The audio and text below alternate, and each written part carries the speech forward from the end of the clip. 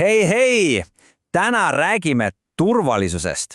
Kuidas olla kindel, et oled kaitstud nii kodus, koolis kui ka tänaval liigeldes? Vaatame koos üle mõned lihtsad, aga tegelikult üliolulised nipid, mis aitavad sul ja su lähedastel turvaliselt püsida. Lähme asja juurde. Alustamegi kohe sellest võtmemõttest. Tead, turvalisus ei ole ainult kellegi teise mure. See algab tegelikult sinu enda teadlikkusest ja valikutest.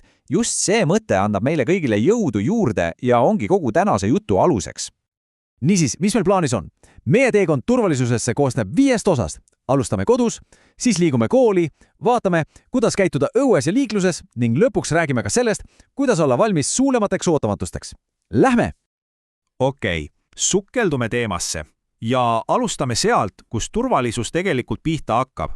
Sinu kodust. See on tegelikult üks võimsamaid, aga tihti alahinnatud turvameetmeid. Naabrivalve ei ole lihtsalt mingi silt seinal, see tähendab, et sa päriselt tunned oma naabreid. Just nemad ongi sinu esimene kaitseliin, sest nemad märkavad esimesena, kui midagi on korrast ära. Siin on politsei kuldreeglid koduseks turvalisuseks. Need kõik on tegelikult lihtsad harjumused, mille saab endale sisse harjustada. Näiteks see viimane punkt. Ära räägi laialt puhkuseplaanidest. Sotsiaalmeedias on ju nii ahvatlev oma reisi jagada, aga see on ka otsene signaal varastele, et kodu on tühi. Väike muutus käitumises, aga tohutu mõju turvalisusele. Nii, turvalisest kodust liigume sinna, kus veedetakse samuti suur osa päevast. Kooli. Ka siin kehtivad omad reeglid, mis aitavad päeva muretult mööda saata. Ja see pilt illustreerib suurepäraselt üht põhipunkti. Ole oma asjadest teadlik. Telefonid, hahakotid, isegi jalgrattad, need võivad vargale silma jääda. Kõige lihtsam viis vargust ennetada ongi see, et sa ei anna selleks võimalust. Kallid asjad tasub lihtsalt koju jätta. Kiusamise puhul on 2 väga selget ja tegelikult jõudu andvat sammu. Esiteks, sinu kindel ei. Sul on see õigus. Ja teiseks, mis on absoluutselt kõige olulisem, räägi sellest kohe täiskasvanule, keda sa usaldad. Sa ei pea selle murega kunagi üksi olema. Nüüd astume uksest välja, avalikku ruumi. Ja siin on sinu kõige olulisem turvavahend, sinu enda tähelepanu. See oskus märgata ja olukorda hinnata on lihtsalt A ja O. Kujutame nüüd ette üht olukorda. Sul tekib tunne, et keegi jälgib sind. Mida sa teed? See on küsimus, millele peaks igaühel vastus peas olema. Vaatame samm-sammult üle, mis on õige teguviis. Esimene samm on geniaalselt lihtne. Mine lihtsalt üle tee. See pole mingi paaniline põgenemine, vaid rahulik ja diskreetne test. Sa ei tekita asjatut tähelepalu, aga annad endale võimaluse olukorda selgemalt hinnata. Ja nüüd, vaatlus. Heida rahulik justkui juhuslik pilk tagasi. Kas see inimene ületas samuti tee?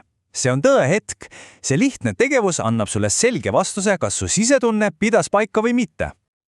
Kui su kahtlus saab kinnistust, siis nüüd tuleb kõige olulisem reegel üldse. Ära mine koju. Sa ei taha ju juhatada ohtu oma kodu ukseni. Selle asemel suundu avalikku, valgustatud kohta, kus on teisi inimesi, poodi, kohvikusse, kuhu iganes. Ja viimane, otsustav samm. Pöördu mõne töötaja poole ja lihtsalt palu abi. Nad on seal selleks, et sind aitata. Ära karda seda teha. Ja siin on veel mõned olulised nipid. Näiteks see, et röövimise korral on targem asjadest loobuda. Sinu tervis ja elu on kordades väärtuslikumad kui ükski telefon või rahakott. Ja alati anna vanematele teada, kus sa oled ja kellega. Järgmine peatus, liiklus. Ja tead, vahet pole, kas sa oled jalgsi, rattaga või tõukerattaga, ohutusreeglid kehtivad kõigile. Vaatame need korraks üle. Räägime jalgrattast. Seadus nõuab, et rattal oleksid töökorras pidurid, signaalkell ja helgurid.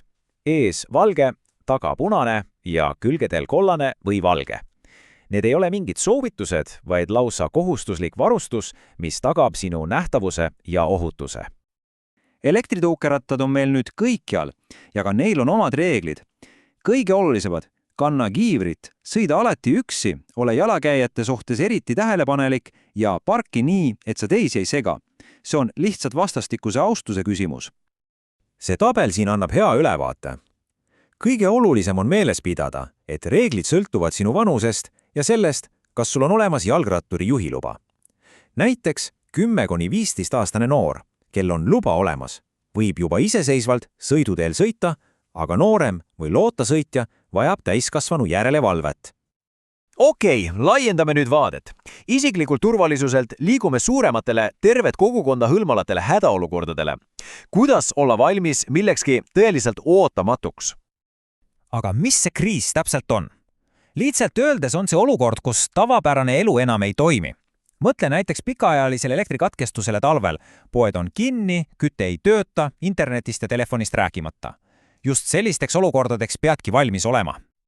Ja kriisid võivad olla väga erinevad.